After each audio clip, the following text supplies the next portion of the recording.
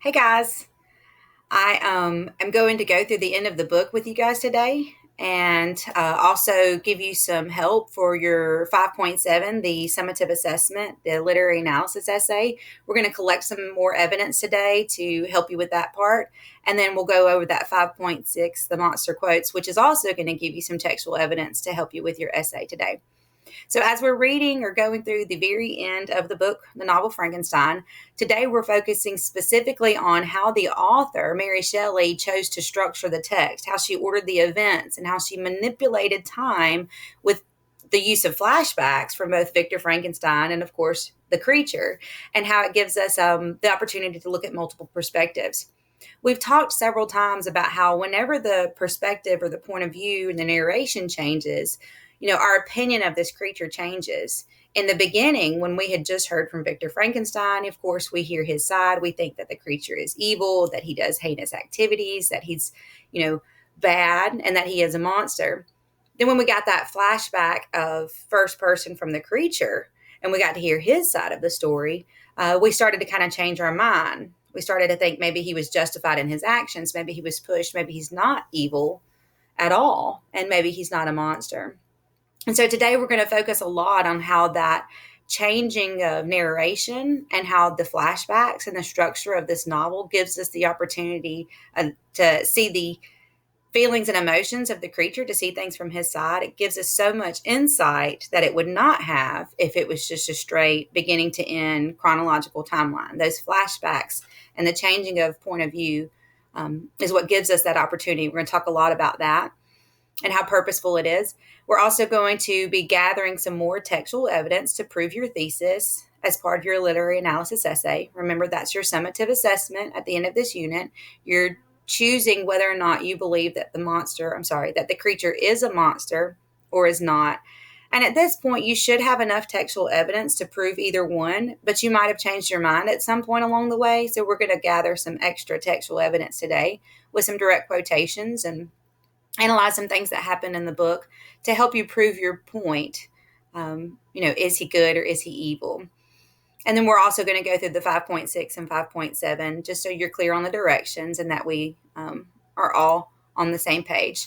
So we know that at the end of chapter 24, when we finish reading that part of the novel, that Elizabeth is dead and that this creature has escaped. And Victor has sworn to find this creature and put an end to him so that he cannot do any more harm. And so that's kind of how we end up where we are today. As the letters continue, when we go through the reading today, you'll notice that Robert Walton is now regaining the control of the narrative. So the point of view is switching again, which is good, gives us some more insight. And he's continuing the story in the form of these letters to his sister. Remember that that's how the novel opened. It was Robert Walton writing letters to his sister while they were on a ship towards the North Pole. And today, as the novel is coming to an end, to a close, same thing. He's writing letters to his sister in a ship close to the North Pole. And we're going to talk about that frame in the next slide. He does tell her that he believes Victor's story. And just before the ship is to head back to England, Victor, of course, dies. They found him frozen and half alive, and they've nursed him back. But at this point, he is going to finally give in and die. And we're going to get to that point. And when Robert Walton goes into the room where Walton is, where his body is, he sees the monster. And of course, he's at first startled because he's so hideous and disgusting, but he notices that the monster is weeping over his creator's body. And he begins to tell us again his story of all of his sufferings. So we get to get that first person point of view from the creature again today, which might, once again, help us understand what's going on in his head. So before we do our close read, I want to really think about this frame story. It is complex. That's why we call it the Frankenstein model. So I'm going to go through it with you. Remember that the entire novel is written as a frame story. From beginning to end, Captain Robert Walton is writing letters to his sister. And in those letters, he is recalling the events in the story that Victor Frankenstein has told him. So at the beginning of the book, he rescues Captain Robert Walton and his shipmates rescue Victor Frankenstein, and they're trying to figure out, hey, buddy, how did you get here in the middle of the North Pole, half cold, chasing a giant creature with some dead frozen dogs? And Victor begins to tell his story. We also know that as Victor tells his story from chapter 1 all the way up until chapter 24, within that, when he meets his creature, his monster on the top of a mountain, the monster gets the opportunity to tell his story, and it switches into his first person narrative, which gives us all that insight. So it is a story within a story within a story. And I know that that is confusing, but like I said, it's very beneficial to us because it gives us the opportunity to understand each person's point of view. So here's another visual kind of help you understand the timeline. Remember that the whole thing is within a frame. Like I said, we're going to just say that this is the start of the book and the letters. And this is where Robert Walton starts telling his sister, hey, I'm on a ship. And in his letters, he goes back and he recalls the story that Victor Frankenstein has told us. And that's what the blue line represents, Victor's Frankenstein story. You know, he talked about his childhood, going to college, deciding to create life, creating the monster. And then the red line is where his narration, his story is kind of interrupted because he meets his creature on top of the mountain. And then the creature goes back and tells his story. Okay, this is what happened when I woke up. This is how I burnt my hand in the fire. I learned to distinguish between different senses, and so on and so on. And then when the creature's story comes to an end, Victor Frankenstein starts resuming the story. And here we are at the end, where Robert Walton is telling all of this to his sister. I hope that that visual helps you understand as we go through it even more. Let's see. So today, as we're collecting evidence, we're going to do this close read. Now that we understand the frame and how we ended up back in Robert Walton's point of view. So like the chapter summary said, and you should have read this ahead of time, but we're going to go through it and collect some evidence. But as the chapter summary said, Robert Walton comes in to find that this monster, this creature, as Victor has described him, is leaning over Victor Frankenstein's dead body. And he's very upset. And of course, at first, he's taken away by how hideous and gross the monster is. But then, out of just curiosity, he decides to listen to him. And the creature begins to tell his story, or his side once again, to Robert Walton. He says, and do you dream? Do you think that I was then dead to agony and remorse? He suffered not in the, sorry, I got to move this out of the way.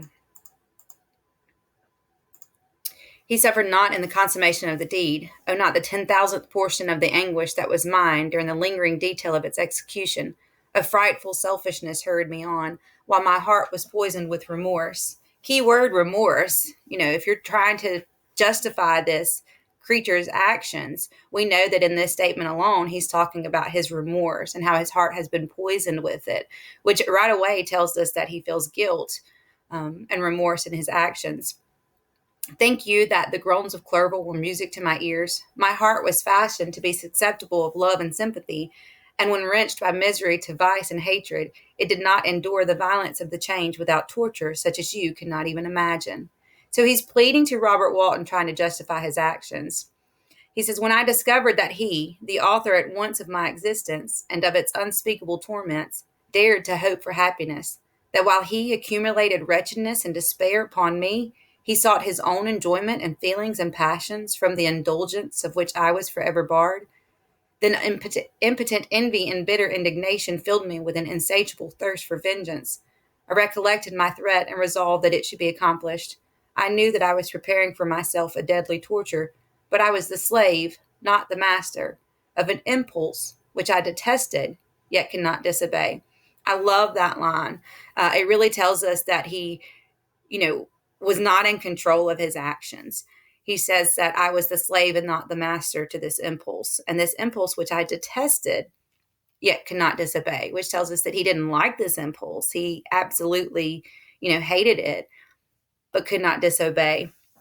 And we have talked a lot about how, he's upset because the author of his existence, which is his creator, which is Victor, dared to hope for happiness.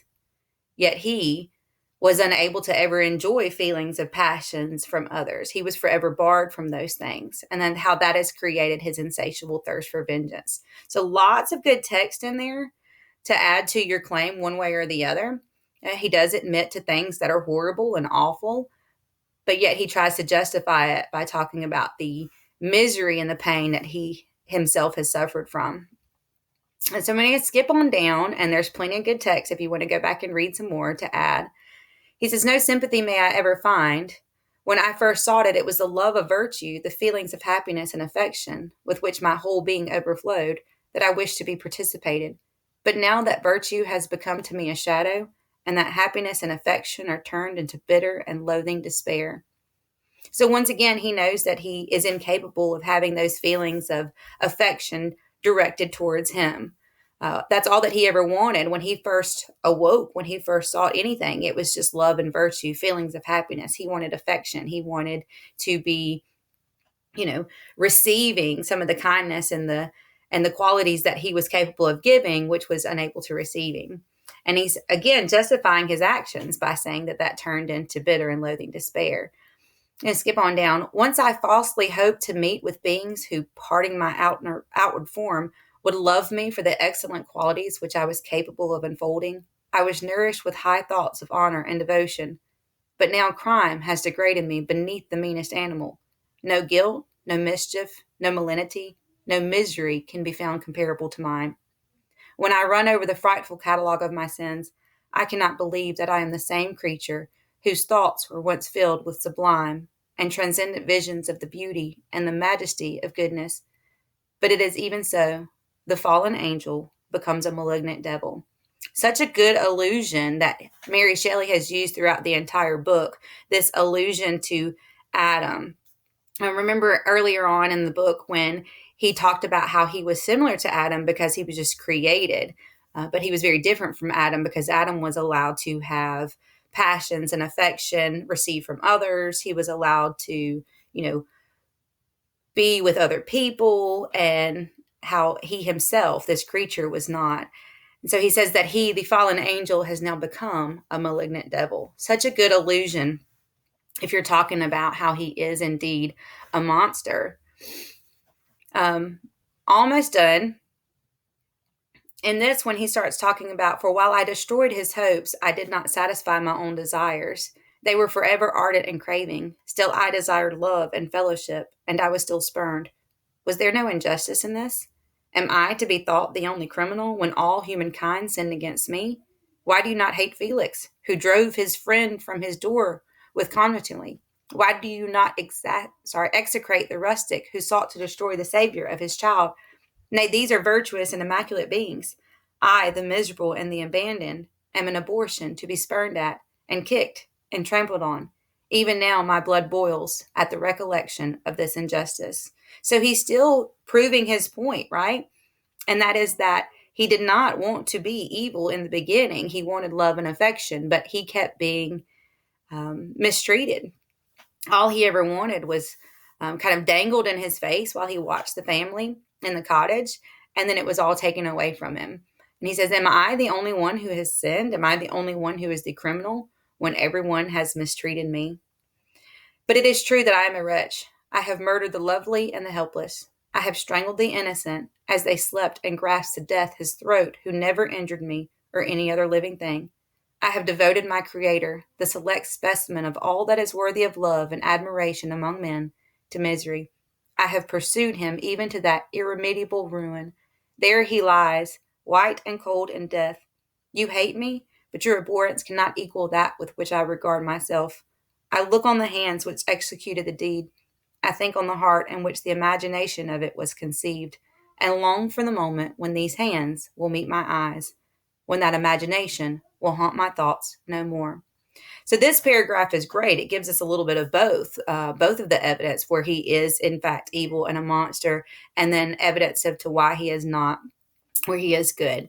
There's so much in there. He does confess to murdering the lovely and the helpless and the innocent, but he also talks about his misery and how you might hate me, but you can't hate me near as much as I hate myself for the horrible things that I've done. When he looks at the hands which did these deeds, when he thinks about his heart which did these deeds, he longs for a moment when he can just shut his eyes and feel these things no more. And we've talked about that underlying theme a good bit, and how knowledge is sad and sorrowful sometimes, and knowledge can be painful, and sometimes ignorance is bliss. And in this point, he's starting to hint to the fact that, I wish I did not understand the horrible things that I have done. I wish that I could go in and shake off these knowledge, these understandings. He's referenced that several times in his story. So the last little part we're going to read together today, he says, I shall no longer see the sun or stars or feel the winds play on my cheeks. Light, feeling, and sense will pass away, and in this condition must I find my happiness.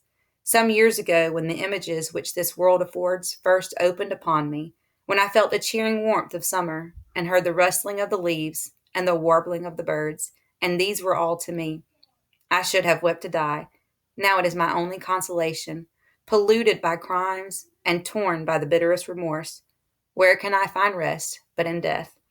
Once again, a whole lot of good evidence and a whole lot of reference to that idea that he wishes that he could shake off knowledge, that he did not understand the horrible crimes that he's committed, wishing that he could go back to the simpler times when he was just trying to distinguish the difference between sound and light and feelings.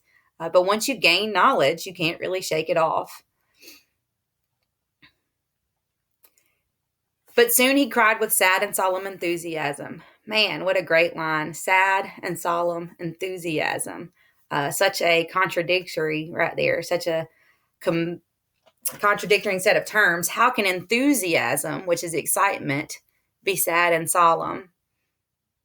But as he's about to die, he, of course, is feeling sad and solemn enthusiasm. It tells us he has mixed feelings, telling, yes, it's sad and it's solemn, but it is with enthusiasm that he is ready and excited in his sad and solemn enthusiasm. I love that line. He says, I shall die, and what I now feel will be no longer felt. Soon these burning miseries will be extinct. I shall ascend my funeral pile triumphantly and exult in the agony of the torturing flames. The light of that conflagration will fade away. My ashes will be swept in the sea by the winds. My spirit will sleep in peace. Or if it thinks, it will not surely think thus. Farewell. He sprang from the cabin window as he said this, upon the ice raft which lay close to the vessel. He was soon borne away by the waves and lost in darkness and distance. So as the book comes to an end, once again, we are confused as to, is he evil or is he good? Yes, he's done some pretty crappy things, but was he justified? Did he do them out of misery, or did he do them because he was just completely evil? So your 5.6 assignment will kind of help you record your thoughts and your opinions, because it takes a few of the really good quotes from the text that give us that perspective. And all of these are from the monster, the creature's point of view. And it, will allow you to get your thoughts down and explain, and that will help you justify your opinion. And then you can use those quotations and explanations in your essay to prove your thesis. So for each one of these quotes, you're just going to determine whether that textual evidence does support the fact that the creature is a monster or whether it does not, and then explain your yes or no for each one. So some of these things were really easy and we've kind of discussed together. Like this one right here, as he's watching the cottagers, he says, when they were unhappy, I felt depressed. When they rejoiced, I sympathized in their joys. Well, of course, that tells us that he's not evil at all. That tells us that he, is very capable of feeling sympathy and empathy and compassion, and that he wants them to be happy. And you should have some other textual evidence that proves in that point that he wants them to be happy, like the gathering of firewood and refusing to eat from their garden, etc. Remember this part where he says, of my creation and creator, I was absolutely ignorant, but I knew that I possessed no money, no friends, no kind of property. I was besides endued with a figure hideously deformed and loathsome. And that's right before the part where he starts to question, what am I? Am I a monster? Let's see. I think that if you will go through and use this guide to kind of put your thoughts down, that it will help you prove your thesis one way or the other. And if you get stuck at any point, just send me an email, let me know, and we can work it out together. I'd be glad to do a Google Meet tomorrow as scheduled. If you have any questions or if you just want to discuss it together, we can do that. But I do think that if you take the time to go through this assignment, really think about these quotes and what it means, and really think about the words and the connotation and whether it is proving that he is evil or good, then you'll have all the direct evidence and the textual evidence you need to prove your thesis one way or the other. Let's see. Such a good list of quotations right here. Some of them we read today, others we had read earlier on. I'm going to end it with this line. It says, I was dependent on none and related to none. The path of my departure was free, and there was none to lament my annihilation. My person was hideous, and my stature gigantic. What did this mean? Who was I? What was I? Am I monster? See you guys.